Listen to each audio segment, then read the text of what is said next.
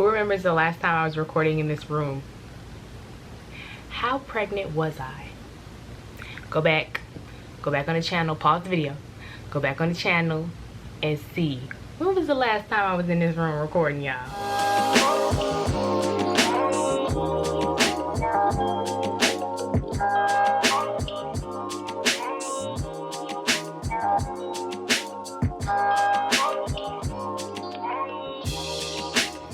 Hello, and welcome back to another video. My name is Raven, and this is Life with Mrs. Majors.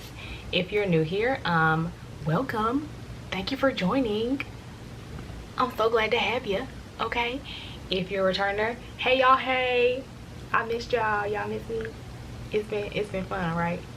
Anyway, whether you're new or you're old, make sure you have your post notifications turned on so that every time I upload a new video, you'll be the first to know. If you have not followed me already, please make sure you go ahead and follow me on Instagram at Life with Mrs. Majors. I'll put it across the screen here. And yes, so today, y'all, we're doing something a little different, okay? We are doing a collaboration video. Today, we'll be talking about newborn essentials. And when I say newborn essentials, I mean things that I actually use, like things that saved me and husband. But before I get started, I do have notes here on my phone, so if I'm looking down at my phone, don't judge me, judge your mother. You know the drill. Today, I want to share with y'all how excited I am once we're doing this collab, because you know, manifestation is real, y'all. I said I wanted to do some collabs, and here we are. Anyways, today I'm excited to be working with Miss Karenique from Karenique's Corner. I'm gonna put her picture right here, and I'm gonna link her channel below. Since we're talking about newborn essentials, we are going to be giving you all two totally different perspectives to see how much we line up, okay? So me, here at Life with Mrs. Majors, I am a first-time mom. Over at Karenique's Corner, sis is a mommy of 6, y'all. 6, okay? So I'm excited to be doing this video in conjunction with her to see what things she considers newborn essentials, because she just had baby number 6 recently, and what things I consider newborn essentials, and see if we like line up on some things, or see if she says something that I'm like, ooh, that sound like I should have had that. You know what I'm saying? So like I said, her channel is linked down below, so make sure after you watch this video, you go ahead over and watch her video too, because you need to get both perspectives. It's gonna be interesting, okay? So now that that's out of the way, let's get into this list. Number 1, I am a breastfeeding mom. So I exclusively breastfeed. I pump. I used to, I haven't. I need to start back doing it because I need to start stocking up some milk. But that's not the point right now. So the point is, that's how Corey eats. And because of that, I have 2 nursing pillows. One is my breast friend, which is like, I'll put a picture, and also I'll link all these items that I'm gonna list, or as many items that I can list, down below, so that y'all can go ahead and grab them if you're so inclined. But it's a pillow, and you can like buckle yourself into it, and it's kind of firm. Reason I love it was because when she was brand spanking new and like a noodle, it was really convenient to like place her on it and just get her in the good position for nursing. It became less convenient the bigger she got. She was a pretty long baby to begin with, but once she started getting heavier and long, it just wasn't working out. But I loved it for the very beginning. It definitely helped with breastfeeding. Definitely helped. Another thing is the boppy pillow. So we still use this to this day. Like, I use it to prop me up in the middle of the night when we're doing middle night feeds. We have been propping her up in it now on her tummy, but previously on her back, basically since she got here. And I didn't really use it as a breastfeeding pillow because it was too soft. So like her weight would like squish it down, and then I would be hunched over, so it really wasn't convenient for that. But to sit her in and prop myself up, we're definitely using that. If you see me looking down, it's because I have a list here on my phone. DockATot / Baby Lounger. DockATots are a little on the pricier side when you can just type in Baby Lounger on Amazon and, you know, take your pick. That's what I did. When she first got here, we were co-sleeping, so she was in the bed with us, and we basically needed her to have her own little area. If we're gonna save sleep and co-sleep, that's just what we needed to do. This gave her like bumpers, so like we can't roll over on her, she can't roll out. It was really nice. Also, when we travel, we take this with us, and she sleeps in that when we travel. So that's something that absolutely saved us, because when she first got here, she was not laying in the bassinet. Like, she was absolutely not having it. So that was difficult, but this Baby Lounger made things way easier. And even now, she still sleeps pretty close to us, but the Lounger helps. And I know some people might say, oh, they're not supposed to sleep in them. This one's specifically designed for sleeping, first of all, and you got to do what works for you. Okay? Of sleeping, the little sleep swaddle sack things.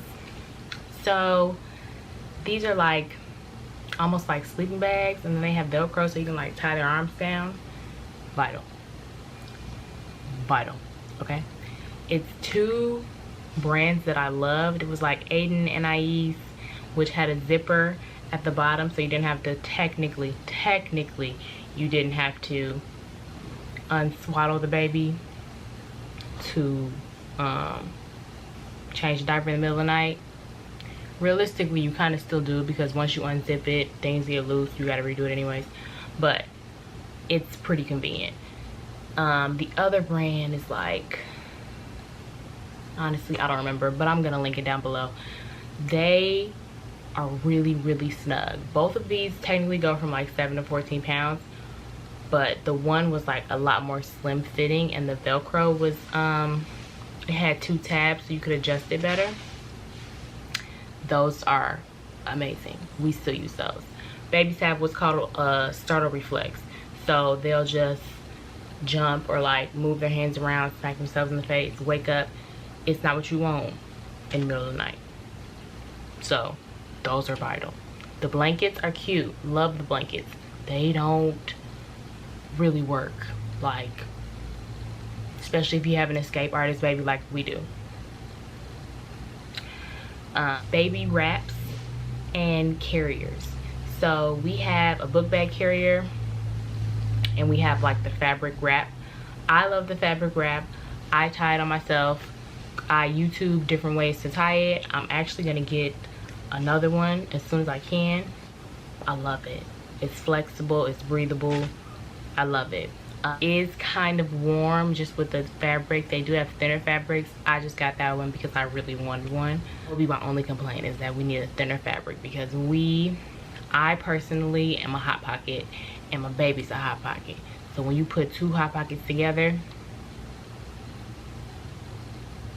it's ridiculous. It's like a sweaty, it's ridiculous. So, only complain about that. The book bag wrap, we use like almost all the time. Like when we're going into the store, when we're going somewhere quick, either I put her on or Jose puts her on. When we go on family walks, either I put her on or Jose puts her on in the book bag thing. Love it. It was a gift.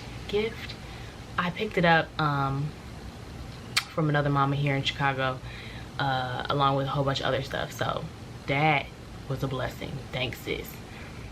Bibs and burp cloths. Didn't realize how valuable those were when I was pregnant. Didn't realize. I got a couple bibs. People are like, oh no, you need bibs. Okay, I got a couple. No, you need lots of bibs and burp cloths, because personally, my baby has a real juicy mouth. She's had a real juicy mouth from almost the beginning. And one, if you get milk up in their little neck, it stinks. My cousin told me that. Shout out to my cousin. It stinks. But 2, when you get spit and sweat trapped up in there, they can get a little rash. And the rash, you don't want no parts. You don't want no parts of it. So, bibs, burp cloths. Next up,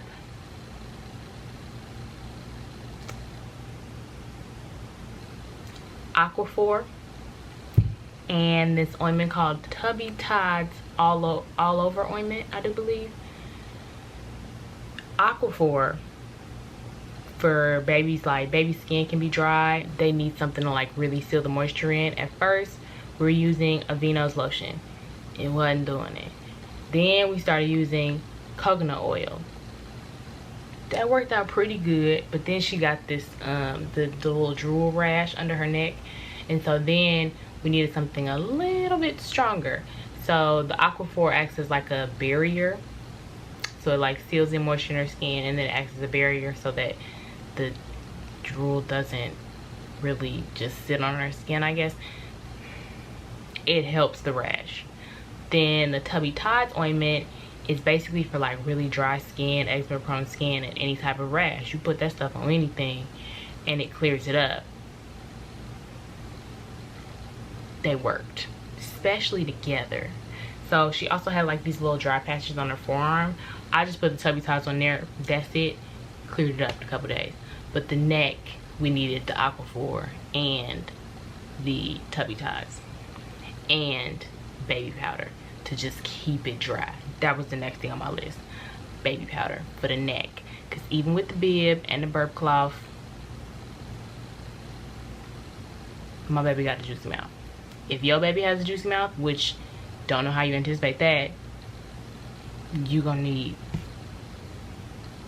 all of them, honestly. Okay, the next thing is transitioning bathtub. I did watch a video, was it? Yeah, I'm pretty sure, I think, no, it was a TikTok. I watched a TikTok of this lady saying that like these are like terrible and you're not gonna use it and it's whatever. It was convenient for us. That's the only thing that we have been using. We do have like the little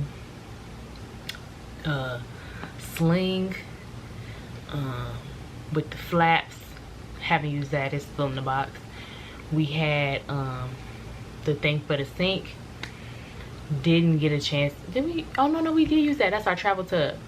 We did use that, but it didn't fit in our home sink. We have a new home now, so maybe it'll fit in there. But the one that we use all the time is the transitioning bathtub. And when I say transitioning bathtub, I think it's by Fisher Price. It has a sling, which we've been using all the time, and then it has like a seat, and then you can just open it up and just sit her in it. Super convenient. Don't have to run a whole tub full of bath. It's just her own little personal moment. I mean, yeah, it's hard to bend over the, you know, the edge of the tub, but we was gonna be doing that regardless anyway, so it's great. Love it. Heating pad. Okay, so the heating pad goes back to sleeping and nighttime. So like I said, when she was first here, we couldn't do nothing to get her in that bassinet. Like, it wasn't nothing we could do that would make her be in there. Like, it was just not. Which is why we got the baby lounger. But we also started to heat up the spot where she lays, because transitioning from us, warm body, to cold whatever, she woke up every single time. Like, even if she was like asleep when you put her down, she gonna wake up, because she wasn't able to generate enough heat, I guess, in the beginning. We haven't had to use it now, honestly, as she's gotten bigger, but that was a game changer for us. A heating pad to heat up the spot where she lays. So when I say heat up the spot where she lays, you put it there while she's feeding or whatever, while she's getting her diaper changed, let it warm up, take it off, and then put her down. It's perfect. Okay, no, it's two more things. So, wipe warmer. Again, I saw a TikTok that was saying things that you use and things that you don't use. We use that wipe warmer. We use that wipe warmer. We was using disposable wipes, which we're back doing that right now. We used that wipe warmer. We did. It was great, honestly, because a temperature thing, again, like, if they all warm and, you know, snuggled up, and then you put something cold on their butt, they're gonna scream. We want to minimize screaming as much as possible. So warm wipes, less screaming. Diaper changes are less of a show. It was great. Only reason we stopped using it was because we were getting into the cloth diaper routine, and I have cloth wipes, and yeah, they just don't require to be warmed. Granted, it will probably be nice, but maybe I'll try that when we get into our house. Maybe I'll try to put the cloth wipes in the wipe warmer. We'll see how that goes. The last actual item is a white noise or sound machine. So even to this day, we have like some sort of white noise playing when we go to sleep.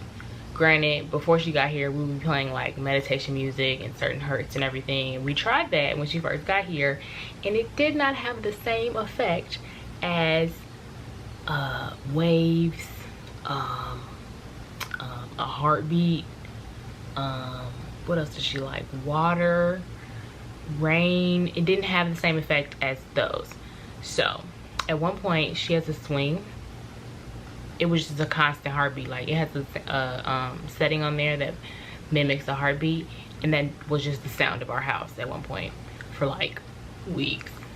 To the point where we didn't even notice it.